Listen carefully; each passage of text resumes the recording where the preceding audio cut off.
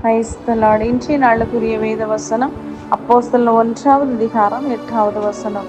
பரிசுத்த ஆவி உங்களிடத்தில் வரும்போது நீங்கள் பலன் அடைந்து எருசலேமிலும் யூதேயா முழுவதிலும் சமாரியாவிலும் பூமியின் கடைசி பரியந்தமும் எனக்கு சாட்சிகளாய் இருப்பீர்கள் என்றார். அன்புக்குரியவர்களே, இந்த அருமையான காலை வேளையிலே அருமைநாதர் இயேசு கிறிஸ்துவின் இனிய நாமத்தில் உங்களை வாழ்த்துகிறேன். கர்த்தர் தந்த நல்ல வசனத்திற்காய் நமக்கு நன்றி செலுத்துவோம்.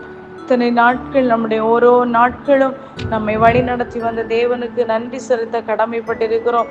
ஒரு வருஷத்தை நன்மையால் முடிசூட்டி நம்மை காத்து வழி நடத்தின தேவன் இந்த 27ஆம் தேதியிலும் கூட கர்த்தர் நமக்கு நன்மையானதை தரும்படியா கர்த்தர் நம்மளோடு பேசுகிற ஒரு வார்த்தை, நீங்கள் பூமியின் கடைசி பரியந்தமும் கர்த்தருக்கு சாட்சிகளாய் இருக்க வேண்டும் என்று.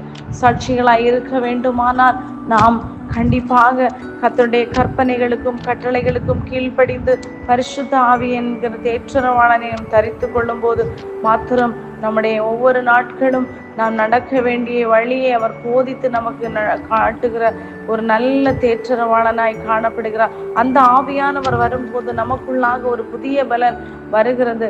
அந்த புதிய பலனானது நம்மை சகலவற்றிலும் சகல சத்தியத்திலும் நம்மை நடத்த வல்லமை உள்ளது.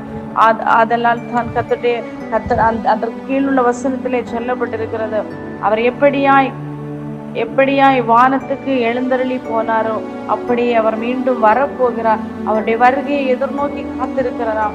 நாம் இந்த அழிந்து போகிற ஆத்துமாக்களுக்காக நாம் இந்த நாட்களே திறப்பிலே நின்று ஜெபிப்போம். ஒருவேளை ஒரு வருஷத்தின் கடைசி நிமிஷமாய் இருக்கலாம். கர்த்தர் எப்பொழுது வருவார் என்று நாம் அறியோம். அவர் வரும் வேளையை அவர் மாத்திரமே அறிந்திருக்கிறபடியால் விழித்திருப்போம், காத்திருப்போம், ஜெபிப்போம், ஜெயம் பெறுவோம். அவருடைய சமூகம் நமக்கு நித்திய பேரின்பமானது. நாம் பெற்றுக்கொண்ட கர்த்தர் நமக்கு கிருபை பாராட்டின இந்த ரட்சிப்பின் கம்பீர சத்தத்தை மற்றுள்ளவர்களும் அறிய வேண்டும் என்பது நம்முடைய வாஞ்சையாய் மாறட்டும். இந்த நாட்களிலே அழிந்து போகிற ஆத்துமாக்களுக்காக திறப்பிலே நிற்போம். தேசத்தை கர்த்தருக்கு சொந்தமாக்குவோம்.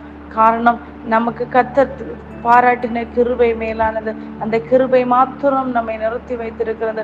அந்த கிருபையை நாம் இழந்து போகாதபடி நம்முடைய ஆத்துமாக்களை பாதுகாத்து கொள்ளுவோம். கர்த்தர் தாமே இந்த வருடம் முழுவதும் நம்மை நடத்தின தேவன் வருகிற புதிய ஆண்டிலும் புதிய கிருபைகளோடு உங்களை வழிநடத்த வல்லமுள்ளவராய் இருக்கிறார். நாம் நன்றியுள்ளவர்களாய் காணப்படுவோம். அவருக்கு சாட்சியாய் ஜீவிப்போம். கர்த்தர் தாமே உங்களை ஆசீர்வதிப்பாராக. ஆமேன். God bless you all.